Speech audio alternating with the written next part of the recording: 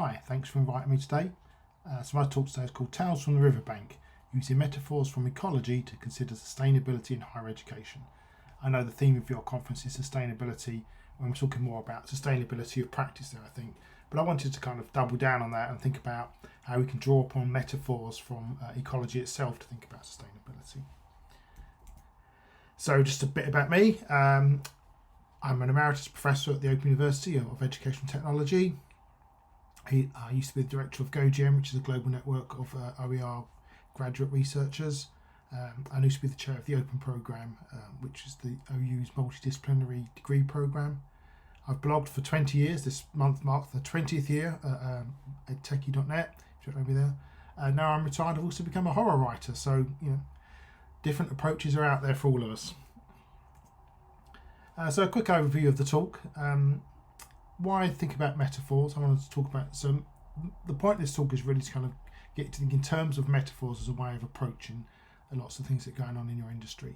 So first I want to make the case for metaphors. Then I'm going to look at three that we're drawing from ecology, namely resilience, invasive species, and the idea of rewilding. And then some conclusions and some prompts for discussion. So the aims of this talk are, first of all, to suggest some ways of approaching change. So people often say, change is a constant now, and we're going through more change than ever. Sometimes that's used to kind of beat people, I think, to sort of make them get on board and make them do things. But also, I think there is an element of truth about it. If you think about the way artificial intelligence, for example, has progressed over the past 10 years, and the way it's affecting almost everything we do in our practice as educators. And I'm going to talk about AI quite a lot in this talk, but it's really not a talk about AI. I'm only using that as an example to demonstrate the power of the tools, I think, that I want to present to you. So the idea of this talk is to give you these ways of thinking based on metaphors for approaching any change that might be coming along, but also to offer some practical tools that you might adopt sort of immediately. So on to the part about the power of metaphor. So I wrote a book a few years ago called The Metaphors of EdTech, and in that I used a wide range of metaphors to explore different aspects of educational technology and thinking about it. So we can think of a metaphor as a figure of speech in which a word or phrase is applied to an object or action to which it's not literally applicable. So here I'm using metaphor as a kind of umbrella, broader term that encompasses things like analogy, simile, and so on. Any non-literal use of language. And it has a number of benefits, a number of things we can do with metaphors. So the traditional one, which is often used in education, is it allows us to understand a new subject by comparing it with an old subject that we do understand. So if there's something you don't understand, you can say, well, it's like this thing over here that we do understand, and you map across certain elements of that. It can also help us bring new thinking to a domain. So if we're in a new subject, a new domain, we're not sure where it's heading, we're not sure we understand certain bits, we can say, well, if we think of it like this, then maybe these things will develop. Maybe this is one way it will go. And similarly, it allows us to explore future directions. We can say, okay, well, we don't know where this is heading, but we know what happened with this domain over here that we do understand. So maybe there's some analogy to how this is going to develop, or maybe we can help shape that direction by doing the same actions that we took over here. And that's one thing we'll explore in this talk today. And one thing it also does, it helps us shape our thought. So if we think in terms of metaphors, then certain solutions or approaches become more realistic, more suggestible because of the metaphor that we're approaching a subject with. So the role of metaphors, I think people used to think of them really as just something we used in literature.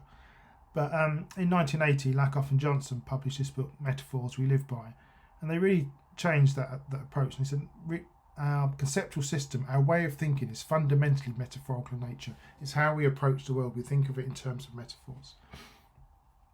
And Geary says, metaphor is a way of thought long before it is a way with words. Though we think about it in terms of use of language, it's really about how we approach the world, and we map things onto things that we know already.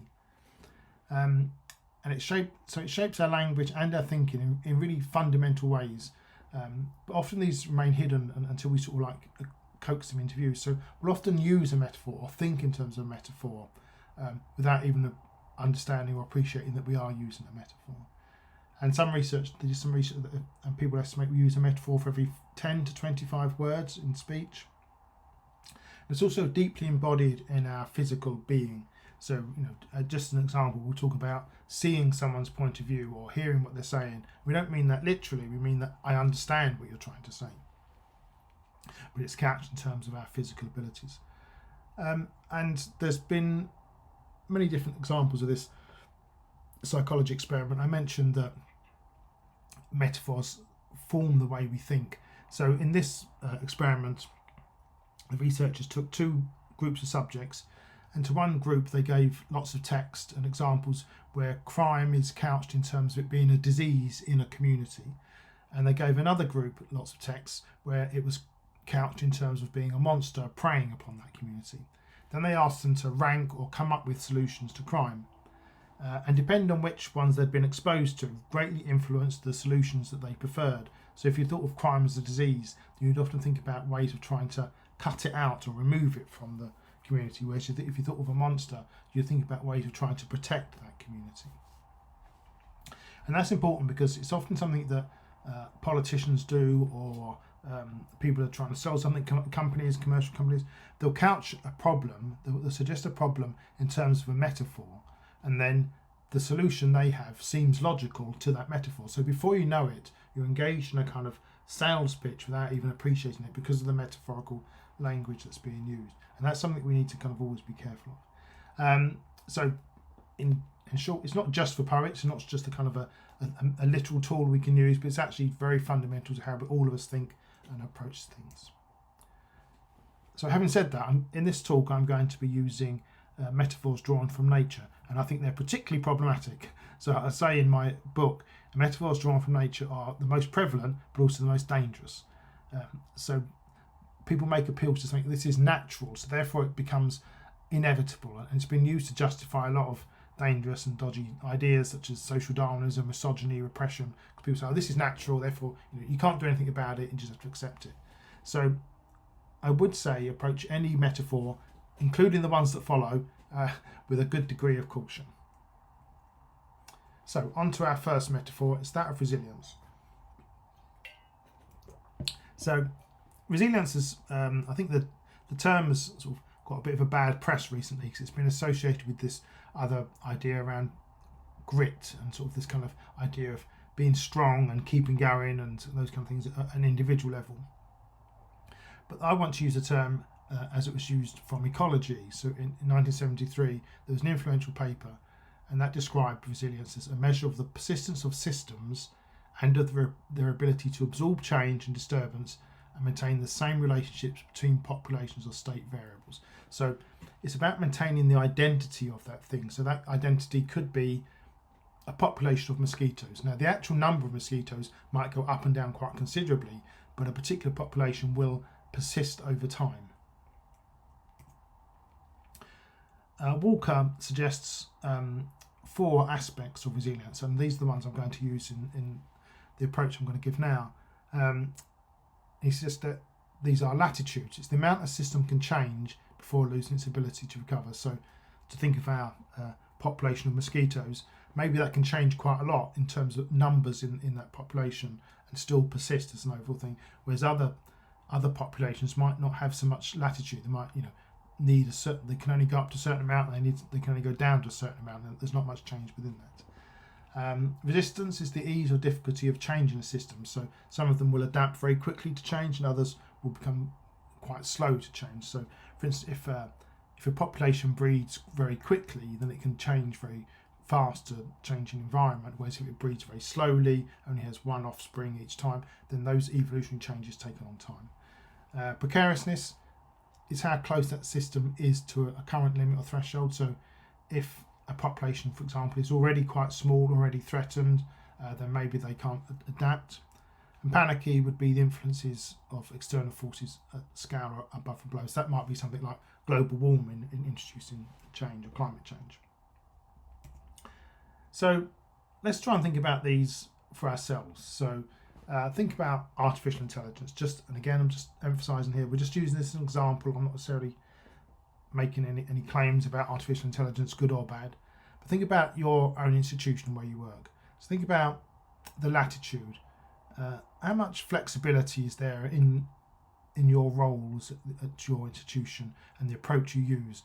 Could you adopt artificial intelligence easily for your subject? Could it be integrated in your teaching? Would it undermine things that you need to do? Is your curriculum very structured? Do you have to deliver it in a certain way at a certain time? Resistance. How resistant is your institution to being changed? And is there a good record of accommodating change? Precariousness. So how precarious is the system? So for instance, if you've been seeing staff redundancies recently, maybe the kind of number of staff is cut quite low, so there isn't really much room for people to have spare time and those kind of things. Panicky. This might be, there's lots of global crises, cost of living crisis, maybe there's lots of student demands, wanting quick feedback, wanting to use AI themselves a lot of the time. So you can think about your own situation there, and I've tried to do this for my own institution. This is a purely subjective scoring. So what I've done is that you can score for each of these factors, score them 1, weak to 10, quite strong, and think about those 4 factors for your own institution. So I've done it for mine, the Open University, and again, this is just my opinion. I'm sure anyone else at the OU would come up with a different scoring, but it's just a way of thinking about it. So for latitude, I've given a 7, which is quite a high score. The Open University has lots of different approaches, lots of different subjects it teaches. It's based around the 4 nations. It's got a lot of students. So it's adapted to change before, and it understands a lot of technology. So it's got, I think it can accept quite a bit of change and still carry on. Resistance, I've scored 4 because I think we are quite resistant to change. It's a large institution with a lot of established administrative and bureaucratic and technological systems, and just, they're there for a very good reason, but sometimes that means effecting change can be quite a slow thing, quite a slow process.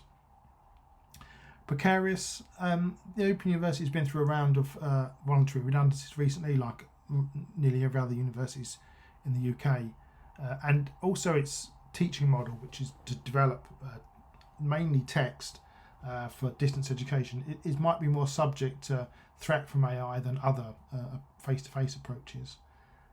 And panicky, which are these other effects sort of outside of our control. And here I've scored it 5 because the UK higher education funding is in difficulties at the moment, and all universities are struggling to find an effective model. So that gives me an overall score of 21. So maximum score of 40 here, minimum score of 4. So I think if you're scoring over 30, it probably means your institution is doing really well, can cope with this level of change. If you're scoring 10 to sort of around 10 to 15, then it means you're probably in need of very quick and rapid change to deal with this as a kind of existential threat. So the OU scores in the middle, which means it's an area of concern, and they need to be doing things, and indeed a lot of those processes are already in place. There's like AI research happening, there's lots of committees, there's guidelines and ethics being put in place. So they are dealing with this issue, but it is an area of concern. So you might like to think about that, and that's an approach you can do for yourself. But perhaps more usefully is to think of it as a group activity. So I wrote a paper with Terry Anderson where we proposed this, and I'll give the reference at the end. So you can find a topic of concern, and whether that could be like a national initiative that's been proposed by government. It could be dealing with the technologies, as I mentioned here. It could be dealing with funding. It could be trying to think of a different research area you're trying to approach, and get together a group of people who are interested in this, and get them to complete the scoring as I've just set out, and then get people to discuss those differences. And this is the really illuminating part. The relative scores are really important. So if someone scored something 4, someone else has scored something 8, that really provides a really good basis for a discussion of why do you think it's 4, why do you think it's an 8. And often that might be because one person's in possession of a bit of knowledge the other one has, or it just might be that they view it differently. But that discussion really surfaces lots of interesting perspectives around the institution, and you can then use that as a basis to identify any areas of weakness. You might say, okay, the general feeling is that on this particular topic, it's in terms of precariousness that we're weakest. We need to do something to address that, and that will help you then identify solutions to making your institution more resilient around that particular topic. So that's a takeaway you can use now. On to the second metaphor, that of invasive species. I'm going to use AI again for this example. First of all, I want you to think about information as an ecosystem. So that in itself is a metaphor. So ecosystems, when we think about them in terms of nature, are all the living things in an environment and the way they affect each other. But we also use that term much more generally now, much more metaphorically. So I mean any complicated system consisting of many different people, processes, activities. And it's particularly the way they affect each other. So any change in one will have consequences for other elements in that ecosystem, sometimes unpredictably so. And we can think about an information ecosystem as all the structures, entities and agents related to the flow of information relevant to a domain. So we can really think about education, research as operating as information ecosystems. And in that we can think about artificial intelligence as something akin to an invasive species. If you've read any of the kind of recent reports where academic journals, for instance, are really struggling to maintain academic integrity, where people are submitting papers either completely generated by AI or have some elements generated by AI with AI hallucinated references, where students are using AI for assessment, or where social media systems are being flooded by misinformation and AI bots. So if you think of information as an ecosystem, then this new thing that's come into it is akin to a kind of invasive species. And so the example I want to use here is the introduction of the rabbit into Australia, which many of you may know about. And they reckon this can be traced back to one man, an Englishman, in typical hubris fashion, brought rabbits to his estate for hunting. He thought that'd be fun. And then rabbits do what rabbits do, and they spread very quickly and reproduced very quickly, and they could exploit the ecosystems very effectively. So they could go into all these different ecosystems. And so they reckon now that rabbit occupies around 70% of the Australian continent. It suppresses native vegetation, it competes with native mammals, and sustains inflated populations of invasive predators that have been brought in specifically to deal with rabbits. And they reckon it causes about $200 million per year in losses. And although some people have suggested, the rabbits themselves offer benefits and produce ecosystems, a 2012 study said that they found that rabbits hold Australian ecosystems in a degraded state, and any beneficial ecological roles rabbits provide are pretty small by comparison. So they're generally harmful, if cute. So what was the historical response to the introduction of rabbits? They passed the delightfully named Destruction of Rabbits Act, and then a Royal Commission in 1901. And the first step of that was to try and just fence off the rabbits. They produced the famous rabbit-proof fence, which is 500 miles long, and in the end they ended up constructing 3 different fences to try and shut them in. But they're effectively then saying everything on the other side of that fence we're just leaving to the rabbits. That was millions of acres of country they just sort of gave up on effectively. But also fences are difficult to maintain, holes can develop in them and so on. So that was partly successful, but expensive and time consuming. Then they introduced predators, so cats and red foxes, which again partly successful, but this leads to that kind of boom and bust I talked about earlier. So as the rabbit population increases, so does the number of predators. They're then successful, they kill a lot of the rabbits off, and then the predators haven't got anything to feed upon, so then they switch to the native species. You end up killing off the things that you were trying to protect in the first place. And lastly, they tried biological warfare, which is the deliberate introduction of disease that target rabbits only, so myxomatosis and rabbit hemorrhagic disease. This was quite successful, and has seen a rebounding of native species in many areas, although there is some worry that immunity is building up in the rabbits. So,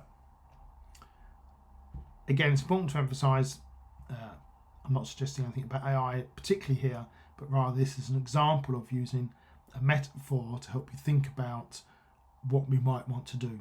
So, thinking about the invasive species and the rabbits, we might think, what do we want to do about AI in our ecosystem? So there are a number of responses we can draw from that metaphor. First is to do nothing, as some people have suggested with the rabbits. Just allow new ecosystems to develop. We can't do anything to control them, just give it up. The second is to create human content boundaries, the kind of equivalent of the rabbit-proof fence. So that might be things like Wikipedia, which is trying hard to maintain an AI-free zone, or academic journals which try and maintain no AI used here. We might think about introducing predators like the foxes. Maybe these would be AI bots themselves that patrol and detect artificial intelligence generated content and eliminate it from the ecosystem. We may legislate. So if you want now, for example, if you want to bring any animals into Australia, they have to go through quarantine, those kind of things. So just as we have to apply for ethics approval when we're doing research, we might have to apply to use artificial intelligence for specific purposes. We might allow some controlled usage. We can use AI in medical research, for instance, but not for generating just bots or images. Or we might say we're going to completely outlaw it, in the same way that you can't bring lots of animals into Australia now. So this is too dangerous, we're going to outlaw it. Now, I'm not suggesting any one of these solutions is the right one, but what I want you to take away is the idea that by thinking about a metaphor, we've then come up with a set of solutions that were suggested by that metaphor itself. And we can now think about that in terms of the issue we're trying to deal with, which is the preservation of our information ecosystem in the face of artificial intelligence. So on to our third metaphor, rewilding. So rewilding has become popular, particularly over the past couple of decades. And we can broadly define it as the restoration of an ecosystem to a less managed one, where plants and animals that cannot flourish in intensively farmed or cultivated land can once again grow sustainable populations. And a really kind of famous example of this has been the reintroduction of wolves into Yellowstone Park, when they took wolves from Canada and put them back into Yellowstone Park, and that's largely been deemed a success. The wolves themselves flourished, which was good for them, but also they had an impact on the ecosystem as a whole. So they helped control the numbers of elk, and elk eat a lot of saplings, and so without so many elk around, that meant that those trees could grow themselves. And also the grizzly bear population improved because they had a number of elk carcasses they could feed upon. This is an example of what's termed trophic cascade, where you introduce or remove an apex predator, and that has a sort of flooding effect through the ecosystem itself. And I think so one of the approaches that a number of people have talked about is the idea of rewilding educational technology. So if any of you were around in the 90s, early educational technology, early use of the web in particular, was very experimental. People were very excited about the use of non-linear text, people being able to create their own web pages, and there was a lot of proposals about how we can use different pedagogies to facilitate this. So it was very creative, and a lot of it was around kind of individual control of the educator to experiment. But as we moved into the 2000s, educational technology, online learning became much more robust and controlled, and that was a necessary step, I think, really, for students, as the more important it became to an institution and the more reliable it needed to be. But it did lead to a certain loss of innovation and excitement, I think. So really, around this time we introduced the learning management system, or the virtual learning environment, the VLE. And we can think of that as the kind of almost as an equivalent to a kind of monoculture of intensive farming. Everything in the sphere is the same and is managed in this way. And while that has a number of benefits, I think it's also true that not many of us approach our VLE with excitement. So the suggestion of rewilding educational technology has been to allow for some of those more experimental applications of technology to come back into our teaching. And so here, again, we can take the idea of looking at the original approach and seeing what that suggests for our new domain. So as I understand it, rewilding can be thought of as being top-down. So you reintroduce the apex predators, such as we saw with the wolves, or bottom-up, which might be the dispersal of seeds to recreate a different climate that will attract different fauna to come back into that environment. So we might think of, in terms of educational technology, we might think of the bottom-up approaches introducing some small scale, perhaps non-crucial bits of technology, low impact, such as simple open web publishing, getting students to own the domain, maybe some fun tools, quizzes or whatever in a course that allow students to engage with online material without necessarily being the most crucial part of that course, and allows the educator to experiment and explore that approach. The top-down approach might be to look for systems, enterprise systems, or to encourage the use of systems that themselves promote a much more diverse approach and experimentation. But it might also be to think about policy issues and approaches such as incentivising the use of these tools while also trying to ensure things such as cyber security, which is obviously an issue. So there are different ways you can think about approaching rewild and educational technology, but and those might not necessarily be technology themselves. It might be about the kind of culture in which it's used and adopted. So on to conclusions. As I mentioned, we can think of change as a constant, if you like, and having to face a number of different challenges that are coming along. And what we want to do is try and make our practice sustainable. And I think the kind of bad news is there's no one set of institutional rules that you can rely on. You can't just kind of outsource your concern to an institution and say whatever they say is enough. There was an interesting study done in the UK recently where they looked at the AI policy of all the universities. And first they found that there wasn't really a kind of common thread between them. But also lots of them, although they said they were about students' agency, were really about control and monitoring. So they're not really going to help a lot of the things you want to do, and also they will vary between institutions. But I think as educators, there's lots of things going on, in your domain as well as elsewhere, and you can't engage with everything. So you need to decide what your key principles and interests are. I think as an individual, or as a sector, or as a discipline, and think, okay, what do we need to engage with in order to ensure these principles are sustained? And I think once you've done that, thinking about metaphors, maybe metaphors drawn from your own discipline, provide a means of framing this and thinking, okay, so whatever it is we're concerned about, it's a bit like this domain over here which we understand, and that can help us understand it and also help us think about what are the solutions we need to do in order to make sure our practice continues. So I think it's kind of beholden upon us to create our own sustainability as educational practitioners, and not simply to accept all the change that comes along. So I just want to suggest some things we might discuss, but feel free to ask any other questions yourself. So I think what topics are of most concern to you? Well, I concentrated on technology-driven ones because I'm from the educational technology background, but maybe it's completely different things for you. Maybe it's climate change, maybe it's funding, maybe it's what's happening in America, whatever. And if so, once you decide what your topics are there metaphors you think you could usefully apply to that would help you think through that subject in more detail?